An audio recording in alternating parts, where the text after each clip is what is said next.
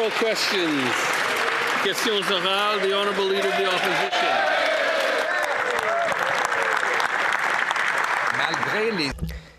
Despite these illusions, this Prime Minister has led to more debt, more taxes, more chaos, immigration chaos. He is just another Liberal. Yesterday, the Immigration Minister admitted that the Liberal government cannot even confirm whether people here as temporary foreign students will leave the country after the expiry of their permits. The minister admitted that the Liberal government has no plan to remove people from the country who are here illegally. Does the Prime Minister believe that illegal immigrants should be kept here, or will he be firing his minister? The Right Honourable Prime Minister. Mr. Speaker, today I am happy to announce that Ms. Louise Arbour will be our next Governor General.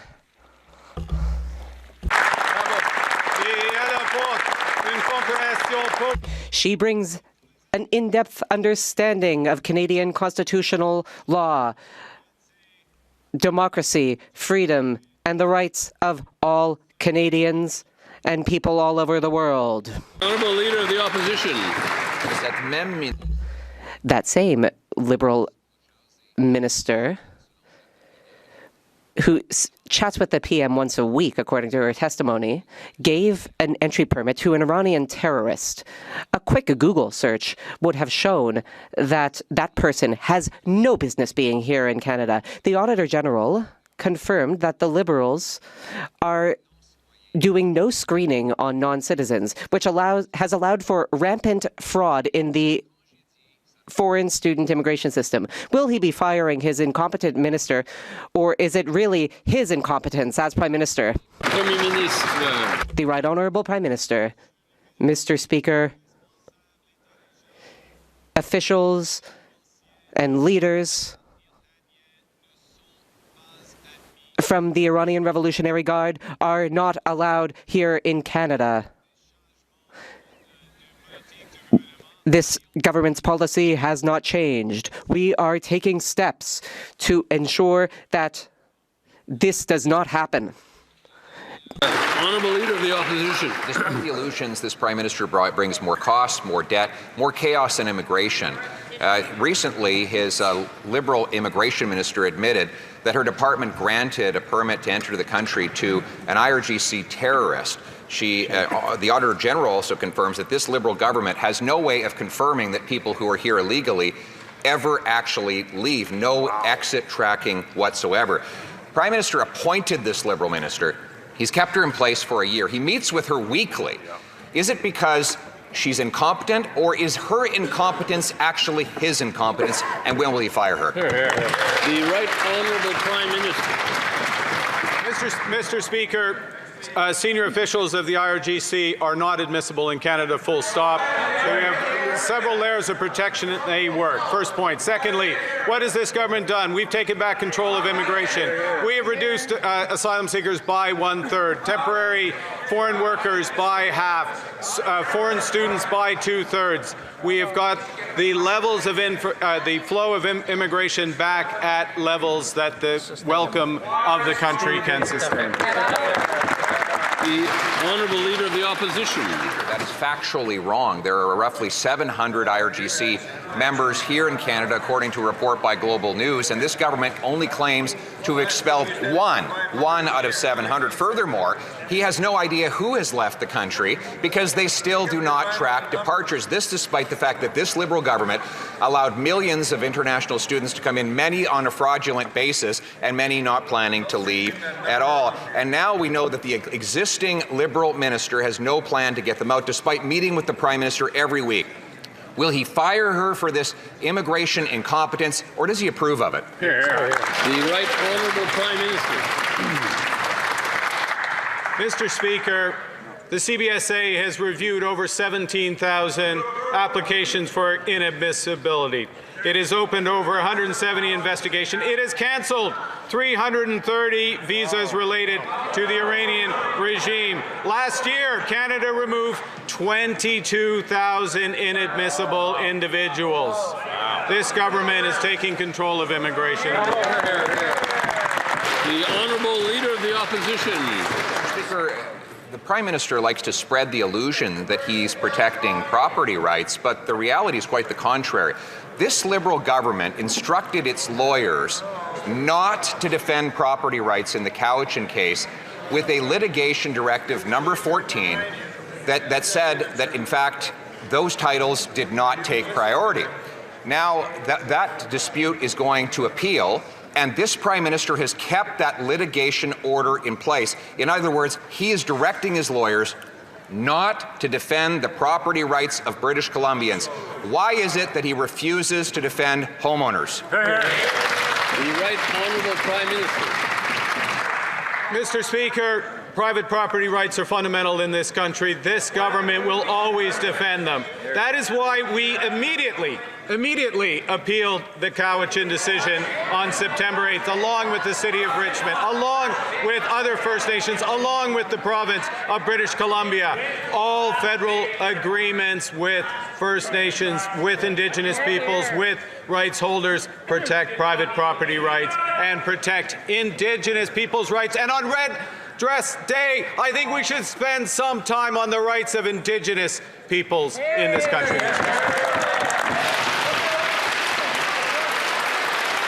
The Honourable Leader of the Opposition. Mr. Speaker, the Prime Minister's answer on property rights is all an illusion. This Liberal government directed its lawyers not to defend property rights. In litigation directive number 14, it said that lawyers are not to make the case that fee simple property ownership takes precedence over all other claims.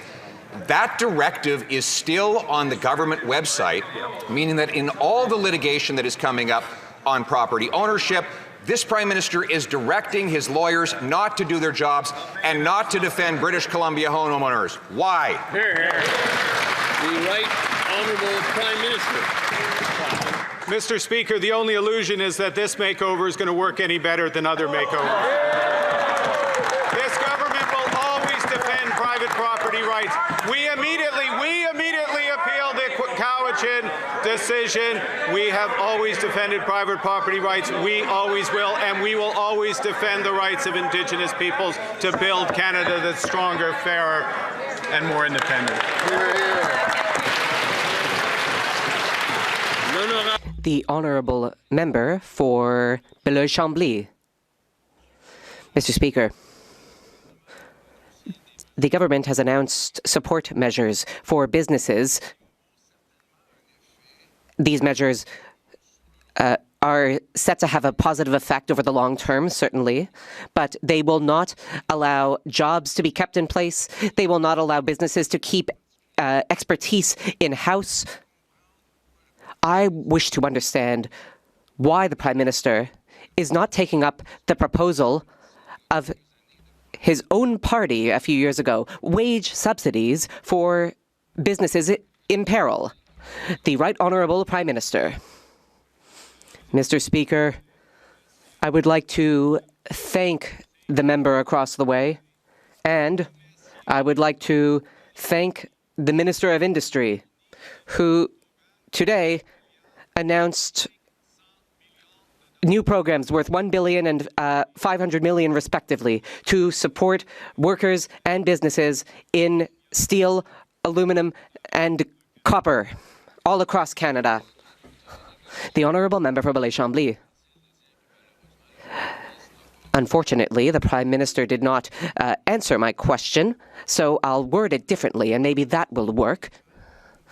In this context, the measures he is announcing will only have impacts over the medium, long, or very long term. But businesses are in danger right now, in the short term, as the Prime Minister and his government negotiates with the United States.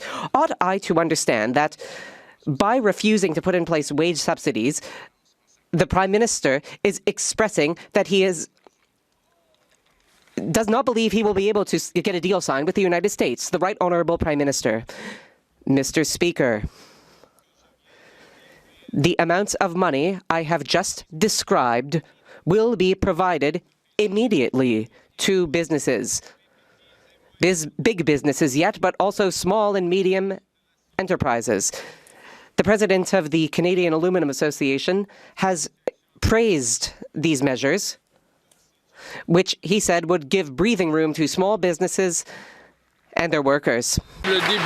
The honourable member for Blaye-Chambly, one thing that the Prime Minister no doubt knows as an economist is that small and medium enterprises are struggling.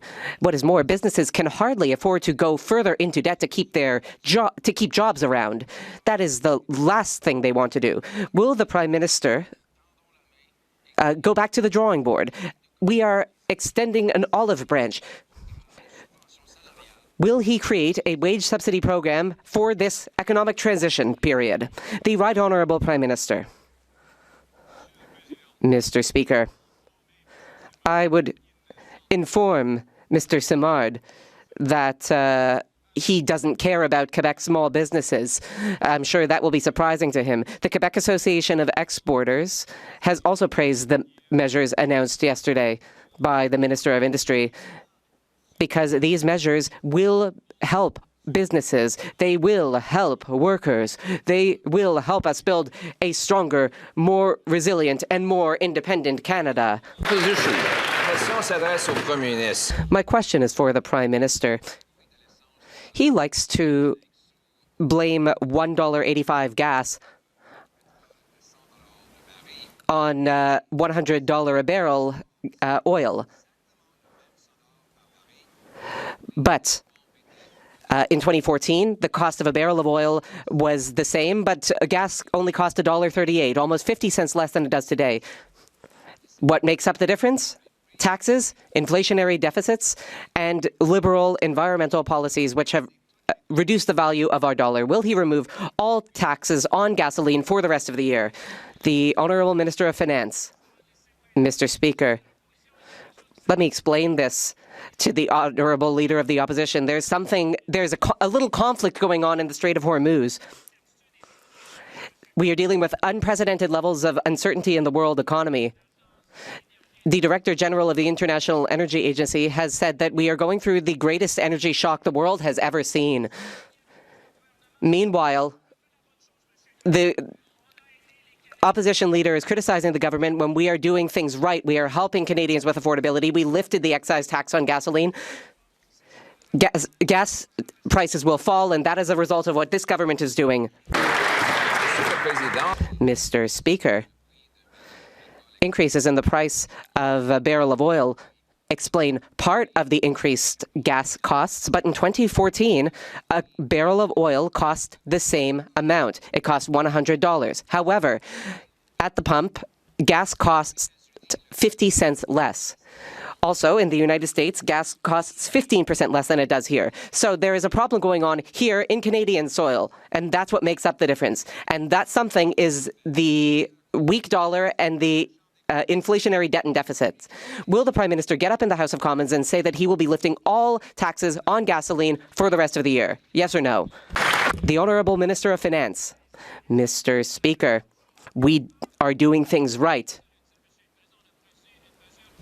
We put in place a targeted measure, a temporary measure, one that will help everyday Canadians. On our side of the House, we do our part. The federal government has done its part by lifting the federal excise tax on fuel. We are there for the people of Canada. We will continue to be there for them. We will continue to support our industries, our businesses, and our people because, Mr. Speaker, we believe in building a strong and prosperous Canada. Mr. Speaker, it's just another illusion. This Prime Minister brings more costs, more debt, more taxes. Let's look at gas, for example. He likes to blame the $1.85 a litre cost at the pumps and the fact that we have $100 global oil prices. But back in 2014, we also had $100 global oil prices, and the price at the pump was $1.38, almost 50 cents cheaper, even though the world price was exactly the same. The difference is explained by this Liberal Prime Minister's inflationary debt and newly renamed carbon taxes on top of a weak dollar. So will he at least take all Liberal taxes off gas for the rest of the year? The Honourable Minister of Finance. But let me help the leader of the opposition. He may have heard of the Strait of Hormuz. He may have heard about Iran. He may have heard about a conflict, Mr. Speaker. What we're seeing, Mr. Speaker, is unprecedented. You don't need to take it from us. Take it from the Administrator General of the International Energy Agency, Mr. Speaker. This is the biggest shock we have seen in energy, Mr. Speaker. But on this side of the House, we're happy to do our part. We are very pleased to have suspended the federal excise tax on gas, Mr. Speaker. We heard from Canadians. They say, give us a break. Help us at this time. We're happy to do our part. We're going to build Canada. The Honourable Leader of the Opposition.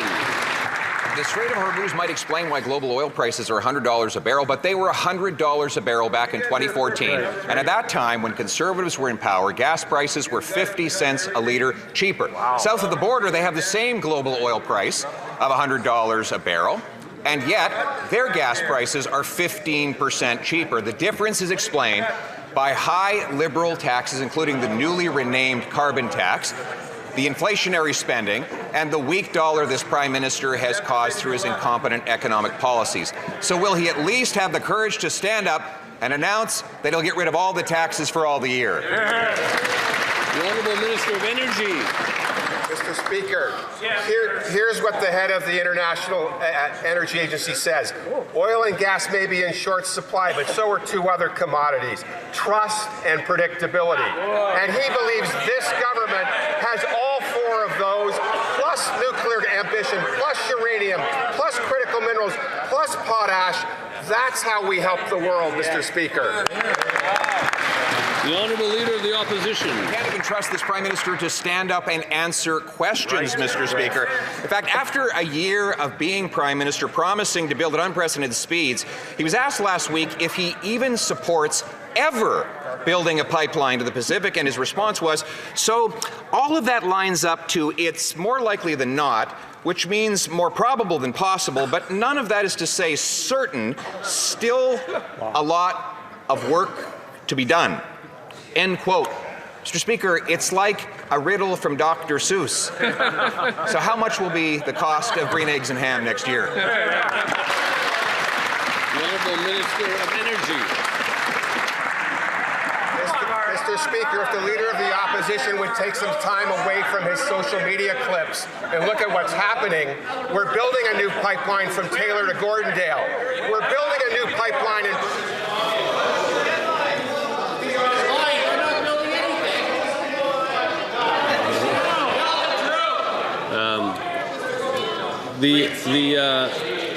Let's start that from the top. There was too much confusion.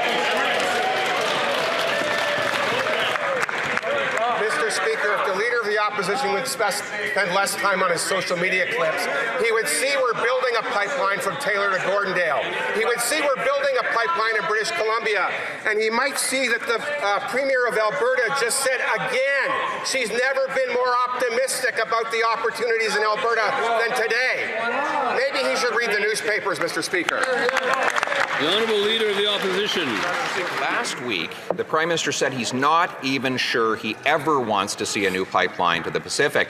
And now he's insisting on an industrial carbon tax that will not only raise housing and food costs by raising the price of everything that goes into making them, but will also make it impossible for energy companies to produce enough oil to put in a future pipeline. Mr. Speaker, Canadians want a pipeline without a carbon tax. Why does he insist on giving them a carbon tax without a pipeline? The Honourable Minister. Mr. Speaker, let me quote again from what the Premier of Alberta said last Thursday. She has never been as optimistic as she is now about the future of Alberta, working with this federal government. Maybe they should try working with this federal government for a minute. Thank you. The Honourable Leader of the Opposition. They doubled the deficit, driving up inflation. And now they've increased gas prices with increased taxes at the pumps and a weaker dollar than ever. And to top it all off, this Prime Minister, we've been saying he's just another Liberal, but at least Justin Trudeau was able to stand up on his feet and answer questions. Right. So will he stand in his place today and answer, will he get rid of his industrial carbon tax so we can build a pipeline and get rid of the gas taxes so Canadians can afford to fill their tanks and fill their grocery carts? The Honourable Minister of Jobs and Families. Mr. Speaker, on one hand, they say that families don't want help. They have fought against school food programs. They fought against early learning and childcare. They fought against support for families.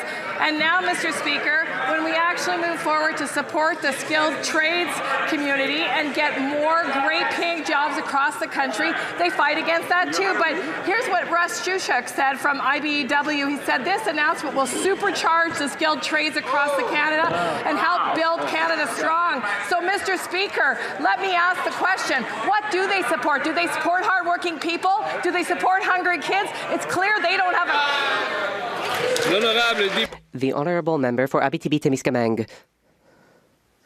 Mr. Speaker, Alto has confirmed that the Montreal-Ottawa high-speed rail line will cross 1,700 properties, including 500 farms, 500 plots of our best farmland cut in half, regardless of what landowners have to say about it. When Alto says that they are consulting cities and farmers, it's all just for show. They know exactly where they want to go and exactly what they want to take. Alto is planning to bulldoze our farms. Will the government ask Alto to reach an agreement with farmers instead of rolling over them? The Honourable Minister of Transport. Of course, we will strive to reach an agreement with farmers. Of course, we will work with communities and mayors and reeves and stakeholders in Ontario and Quebec. We will build, Mr. Speaker, we will build a piece of green technology which will change transportation in Canada forever. We will invest in this project because Canada is ready for high-speed, high-tech transportation. Mr. Speaker, 40% of Canadians will have their lives improved by this project. The Honourable Member for Mirabel. Mr. Speaker, Alto's bulldozer is bearing down on the people of Mirabel. First, Alto employees knocked on people's doors to ask for access to their land to carry out inspections. Now they're sending letters trying to buy limitless access to land for $1,500. Limitless access for 3 days, night and day. Imagine the stress people are under.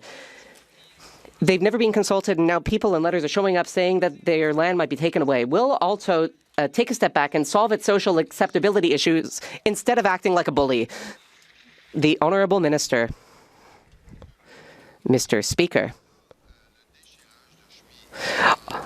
All of this sackcloth and ashes here, just because people are going around inspecting land, doing the necessary work to prepare for the construction of a 1,000-kilometer-long rail line.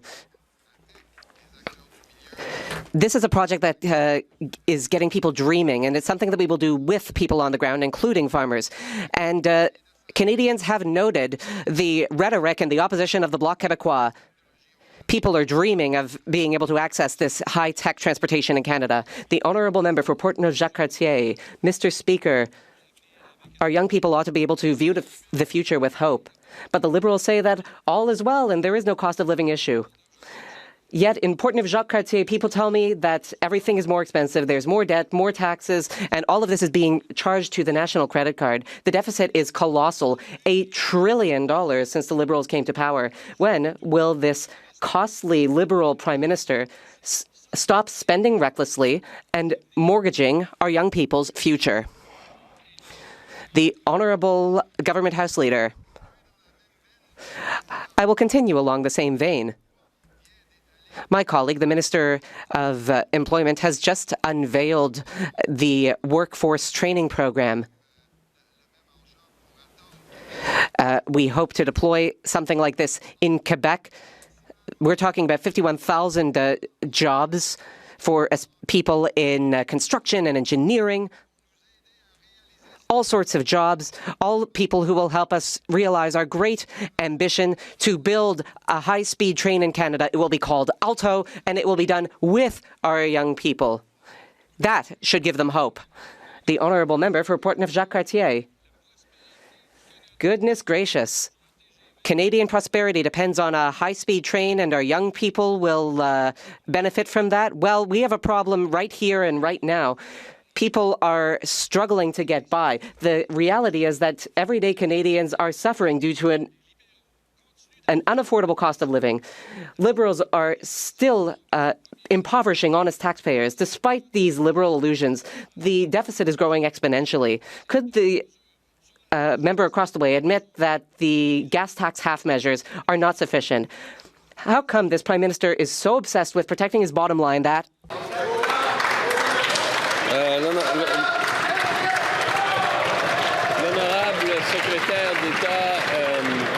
the Honourable Secretary of State for Children and Youth. Thank you, Mr. Speaker. Just a few weeks ago, in the spring economic update, we invested a $6 billion. We announced a $6 billion investment to recruit 100,000 trades workers in Canada, including in Quebec. We are getting major projects built. We will be building Canada strong all throughout the country, and we will do it with our young people. We will give them career opportunities for their future. Thank you, Mr. Speaker. The Honourable Member for Mégantic-l'Érable-Lotbinière. You know, Mr. Speaker, when we talk about illusions, here's a striking example of it, because when we talk to young people in our ridings, we don't see the enthusiasm the member across the way has shown. People are still lining up in front of food banks. Young people cannot afford to live anywhere. Why?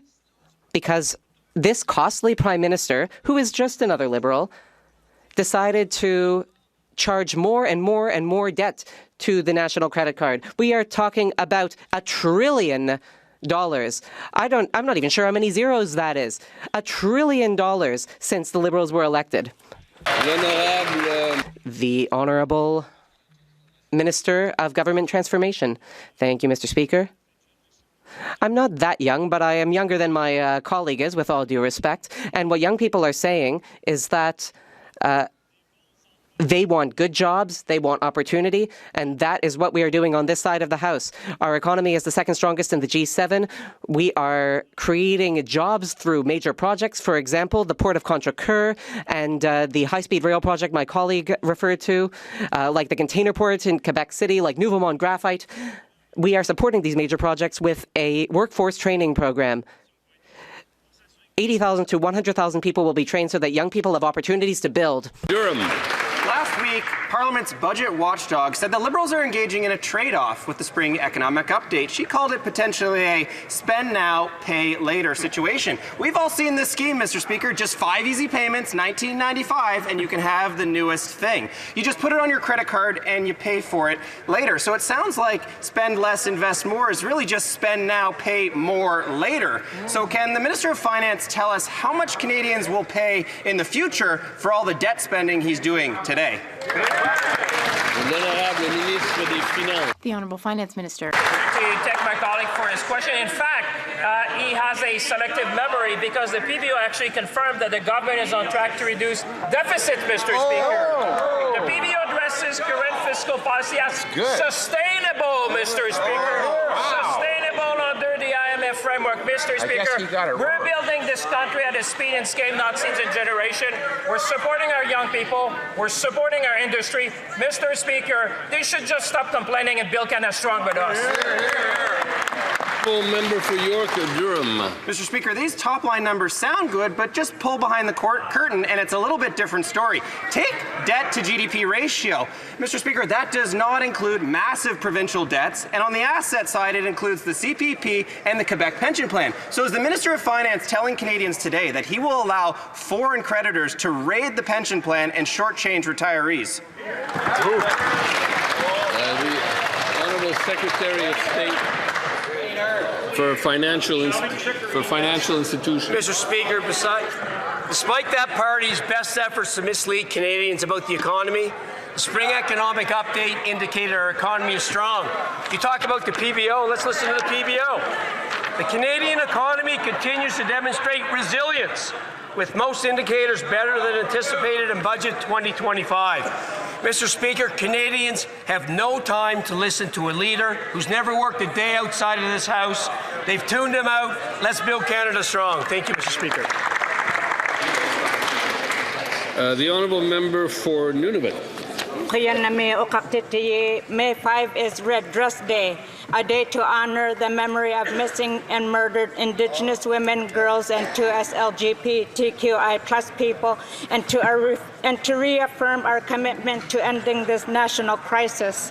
Could the Minister of Crown Indigenous Relations please update the House on the work our government is doing to build a stronger, safer country for Indigenous women, girls, and 2S LGBTQI+ people? Honourable Minister for Crown Indigenous Relations.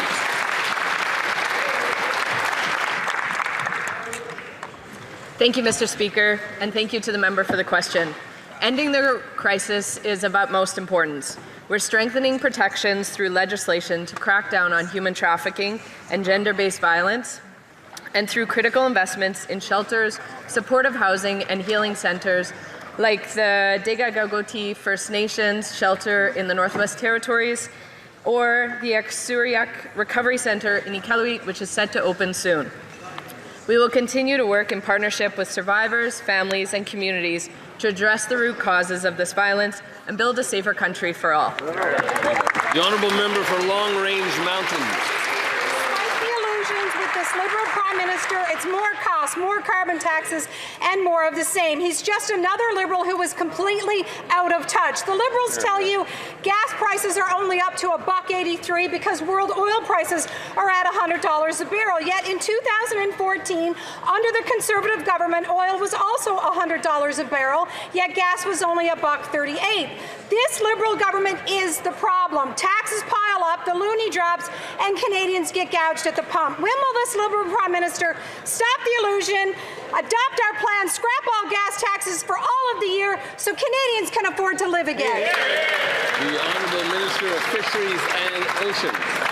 Mr. Speaker, I want to remind the member opposite of the very good news from a week ago. Almost $1 billion for craft cargo. Let me also remind the member opposite that this is very important to her constituents. Very important because they tell me how much it matters. So I would advise that member to put down the notes that she's been reading over and over, same notes, and listen to her constituents because she will find they support what we are doing on this side of the room. The honourable member for Long Range Mountains. Mr. Speaker, that simply doesn't answer the question. Families in Newfoundland and Labrador deserve better than her talking points. They know the math doesn't add up. Oil prices are the same as they were a decade ago, but the price at the pump is skyrocketing because of a weak dollar and higher Liberal taxes. Our economy is struggling. Our dollar is devalued. Therefore, energy and food cost more. This is a made-in-Canada cost of living crisis fueled by this Prime Minister. Enough with the excuses and the illusions. When will they adopt our plan, remove all of the taxes on all of the gas for all of the year, unblock our oil and gas production? The Honourable Minister. I would advise the member opposite to read the spring economic update. And in that update, she will find a list of supports that mean real support for Canadians, particularly people in her riding. Help for young people, apprentices, real dollars to help our young people get through programs. Continued support for families, for seniors. Also, continued support to help grow our rural communities. So I would advise the member to read the document and to stop these nonsense notes. The honourable member for Airdrie Cochrane. Well, Mr. Speaker, this Prime Minister sold himself as a financial expert, but since taking office, he's doubled the deficit and he's adding $1 trillion to the debt. Despite the illusions, it's more cost, more taxes, more debt, more on the national credit card, more of the same that we got from Justin Trudeau. Canadians are paying more for groceries, housing, and everything in between. So when will that Liberal Prime Minister stop the credit card budgeting so Canadians can afford to live? Great job. The Honourable Minister for Emergency Management and Community Resilience. Mr. Speaker, Conservatives say they speak for Alberta, but they're offside with Alberta's business community. Business Council of Alberta President Adam Legge said our spring economic update will support skilled labor, advance the major projects office, strengthen defense procurement, and improve our financial position. Alberta Conservatives should stop repeating their leaders' Conservative talking points ad nauseum and start paying attention to the people of the province they were elected to represent. The honourable member for Airdrie Cochrane. Well, you know what Liberals, or what Albertans see as the problem with this Liberal government? Is that every promise of change has turned into another charge on the national credit card. Now Canadians are paying more at the grocery store, more for housing, and more in taxes, all to cover for reckless Liberal overspending. So when will this Liberal Prime Minister get serious and end his costly credit card budgeting so that Canadians can afford to live? Honourable Minister. Mr. Speaker, my fellow Edmontonian on the Conservative benches should listen to the people they represent. Edmonton Chamber President, Doug Griffiths, said about the spring economic update that he was excited to see the... Did she read that? Did she read that? I couldn't hear. After a while, I just couldn't hear. The honourable minister can start at the beginning if you.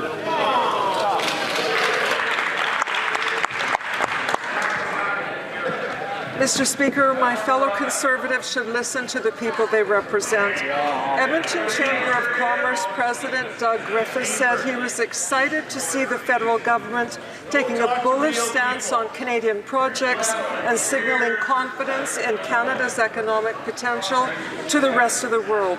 I hope Conservative MPs remove their partisan blinders and support our plan. The honourable member for Kenora Kiiwetinoong. The Liberals are on track to add $1 trillion to the national debt. This is the cost of a decade of Liberal credit card budgeting. Now, this Liberal Prime Minister, despite his illusions, has added more taxes, more costs, more debt, more of the same. Mr. Speaker, he is just another Liberal. As a result, they are going to be paying more on interest payments this year than on health care. So, Mr. Speaker, will this Liberal Prime Minister finally get serious and cancel his credit card budgeting so that Canadians can afford to live? The Honourable Minister of Jobs and Family. Mr. Speaker, it's disappointing to hear a Northern Ontario Member of Parliament run down the very things that he himself knows that Northern Ontario leaders and workers have been advocating for 4 years, Mr. Speaker. Investment in infrastructure, investment in major projects, investment in mining, investment in the kinds of things that create great paying jobs. And on top of it, Mr. Speaker, endorsed by people who are training skilled trades workers across the country, like the Canadian Building Trades Union, like the IBEW, like the colleges in his own riding, Mr. Speaker, that are excited and enthusiastic about building those very well-paying jobs with Canadians. I'm disappointed in his advocacy or lack thereof.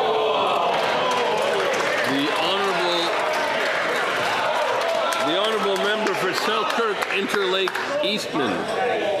Mr. Speaker, the Defence Minister told Canadians that he fixed the recruitment crisis, but like everything with these Liberals, it was just another illusion. A leaked military memo tells a very different story. Some recruits were unable to communicate in either official language, and there are damning reports of misogyny and racism. More Liberal mismanagement, more of the same. These Liberals didn't fix our military. They lowered the bar so low and hoped nobody would actually notice. When will the minister stop ignoring the facts and admit his recruitment reforms have failed? Hear, hear. Honourable Minister of National Defence. Speaker, no matter how hard we try on this side of the House, we could never be nearly as negative as this member. The truth is, Mr. Speaker, is that the Canadian Armed Forces recruitment has just hit a 30-year high. Our soldiers, our sailors, and our aviators do important and incredible work, and we need more of them. That's why we've been reinvesting in our people. We've given our forces a well-deserved pay raise. We're getting them the tools, the weapons, the equipment, and the housing they need. That's right. And we're getting them through training faster, Mr. Speaker. With the good help of the women and men in uniform, we're just getting started. Awesome. Selkirk Interlake Eastman. Mr. Speaker, the minister can sit here and spin his numbers all that he wants, but he fails to mention that he actually knew that basic training success rates have fallen down to 77%. It's so bad that one platoon only graduated 48% of their recruits. A military that cannot graduate its recruits, cannot integrate its members, and cannot maintain basic standards is not a military that is ready to defend our country. When will the Liberal Defence Minister stop prioritizing his press releases over the operational effectiveness of the Canadian Armed Forces? The Honourable Minister. Every single measure brought before this House, Mr. Speaker, every single measure for the improvement of the Canadian Armed Forces was blocked by that member and his party. Here's the good news. Recruitment has hit a 30-year high. These are the facts. In the past year, applications have more than doubled to over 45,000. The CAF enrolled 7,310 regular force members, surpassing our target, and 70 of the 97 critical roles, as opposed to 18 last year, have now been filled. Mr. Speaker, as I said a moment ago, we're just... L'honorable député de Charlebourg, Haute-Saint-Charles. The Honourable Member for Charlebourg, Haute-Saint-Charles. Mr. Speaker, ethnic conflicts from various foreign countries are now playing out within the Canadian Armed Forces. A leaked internal report confirms that platoons with up to 83% of recruits who are not even Canadian citizens have experienced serious conflicts, allegations of racism, and cultural clashes. Instructors even report difficulties in ensuring respect for authority, particularly the authority of female officers, which directly undermines discipline and the chain of command. Mr. Speaker, it's a total mess. Does the minister understand that his policies to meet recruitment quotas have undermined cohesion among the troops in the Canadian Armed Forces? The Honourable Minister of National Defence. On the contrary, Mr. Speaker, recruitment within the Canadian Armed Forces just hit a 30-year high.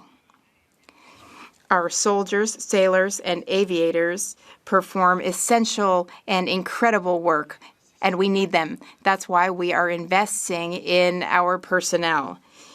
We've given them a pay raise. We are giving them the tools and equipment that they need. We are also improving and speeding up training. This is a great day and a great week. Canada is on the right track, Mr. Speaker.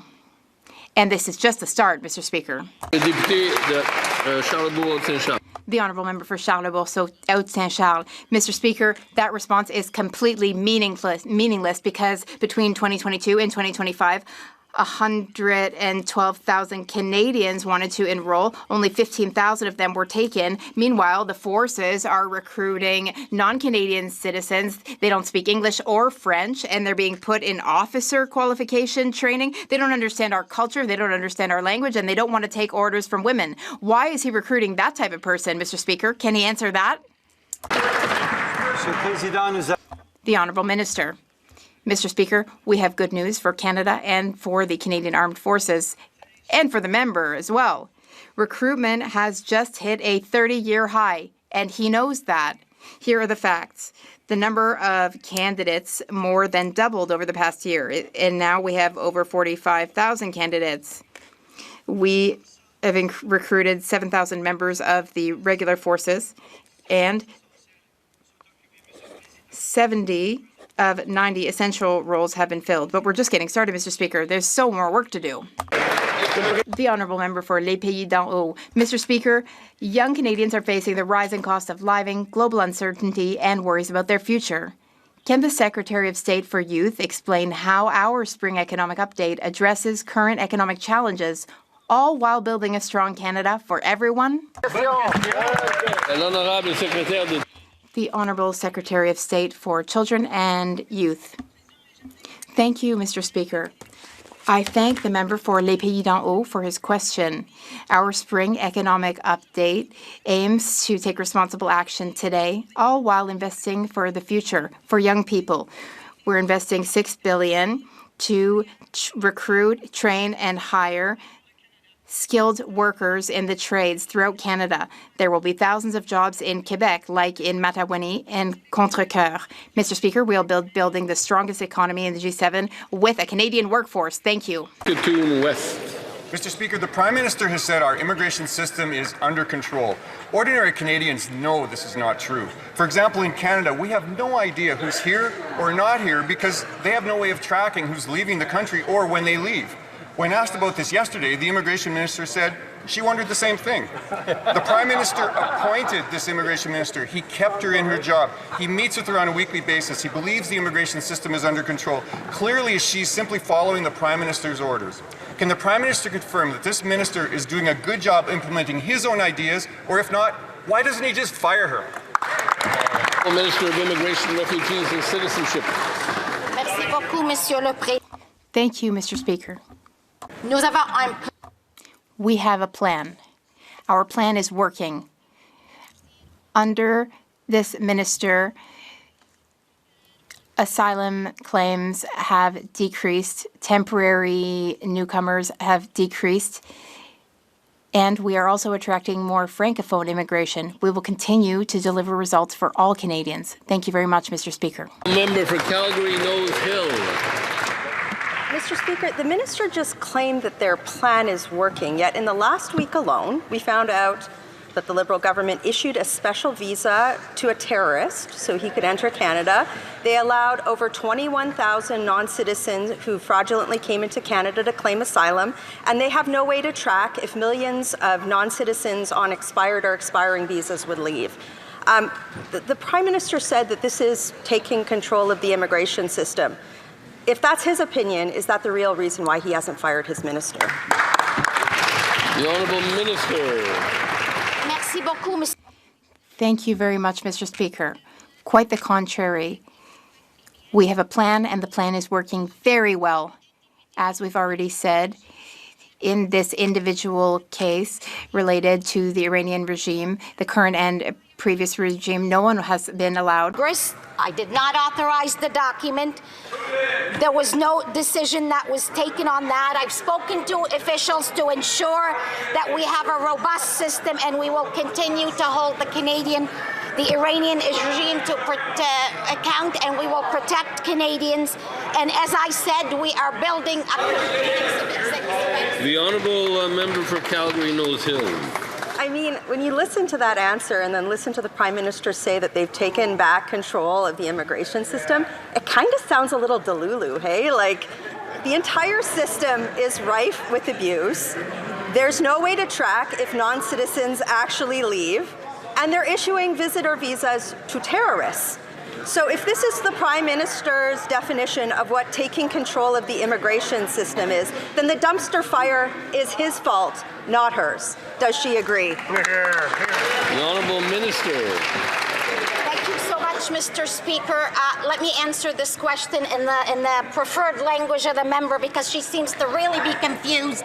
Our government is laying the foundation of a comprehensive exit tracking system, one that they could have done or anybody could have done over the 100 and 200 years ago. But we are doing that. As we said, temporary resident status is temporary. People are expected to leave when they finish. On this side of the House, we are focused on attracting healthcare workers and tradespeople to strengthen our rural economies and communities, and we will continue to do exactly that. The Honourable Member for Ottawa West Nepean. Thank you, Mr. Speaker. During committee testimony on Bill C-11, we heard from many survivors about concerns with the transfer of cases from the military to the civilian court system. Would the Minister of National Defence tell the House if he would be supportive if the Senate were to amend Bill C-11 to include the sunset clause as passed at committee stage? The Honourable Minister of National Defence. I thank the member for her question and her passionate work behind the bill. Delivering culture change in the Canadian Armed Forces is not only the right thing to do, but it's critical for our operational needs for national security. That's why we introduced C-11, to codify in law key recommendations from 2 comprehensive external reports. I can confirm, Mr. Speaker, that we are open to amendment in the Senate to include the sunset clause that will strengthen the bill. Thank you, Mr. Speaker. The Honourable Member for Swift Current. No idea what you're doing, do you? The Honourable Yeah, the honourable member for... Yes, the member for Calgary... but I'm calling on the member for Swift's Current Grasslands, Kindersley. Thank you, Mr. Speaker. Despite the illusions, the Prime Minister is just another Liberal. More taxes, more costs, more debt, and more crime. Crime is a major problem everywhere. Mayors and citizens are raising the alarm because almost every RCMP detachment back home and across Saskatchewan is operating at a shortage. Last year, these Liberals promised to hire 1,000 new police officers, yet we see no plan and no new officers to fill the shortages. So with the same old Liberals in power, how can Canadians trust them when all they do is break their promises? The Honourable Minister of Public Safety. Mr. Speaker, on this side of the House, we support the RCMP, Mr. Speaker. We are hiring 1,000 new RCMP personnel to ensure the safety and security of Canadians. They're training and they will be deployed shortly, Mr. Speaker. The safety and security of Canadians is our first and top priority, and we will continue to ensure that our law enforcement is assisted and ensure that we have the right tools to do their job effectively, Mr. Speaker. The Honourable Member for Rosemont-La Petite Patrie. Mr. Speaker, in Canada, the richest 20% of people own 66% of the wealth, and the poorest 40%, almost half the population, they only own 3% of the wealth. After 11 years of Liberal rule, inequality is growing. Our society is unfair, and people are suffering because of that unfairness. A poll tells us that the expense that people are most worried about is food spending. The Prime Minister wanted to be judged on the cost of groceries. Well, the numbers show that he has failed. Instead of handing out gifts to web giants and billionaires, when will Liberals look after the people who work hard but are struggling to make ends meet? The Honourable Minister of Finances. Mr. Speaker, we understand what Canadians are experiencing. That's why we're here for people when it comes to affordability. We know that people want affordable housing, affordable gas, affordable groceries. Well, I have good news for my colleague because on June 5th, the Canada Grocery and Essentials rebate will be given to 12 million Canadians. They will be receiving direct federal support. We're always here to do our part. We're here for Canadians. In our spring economic update, we have a plan to take care of the country and its future and all Canadians. Speaker, it's almost 7 years ago, June 3rd, 2019, that the inquiry on missing murdered Indigenous women, girls, and Two-Spirit Plus people was given to the government. Of the 231 individual calls for justice, can the Prime Minister update us as to how many have been fulfilled? Thank you. The Honourable Minister of Crown Indigenous Relations. Thank you, Mr. Speaker. The calls to action and the calls for justice is not just a one project. It is a life that we need to continue to live. Mr. Speaker, violence against Indigenous women, girls, and LGBTQIA+ people must be brought to an end. Our government is taking action at every stage. We've funded more than 90 Indigenous women's and 2 LGBTQIA+ organizations. And we just announced today that we will be funding $300,000 towards the Red Dress Alert with the province of Manitoba. There's more things, but I see my time is up. Thank you, Mr.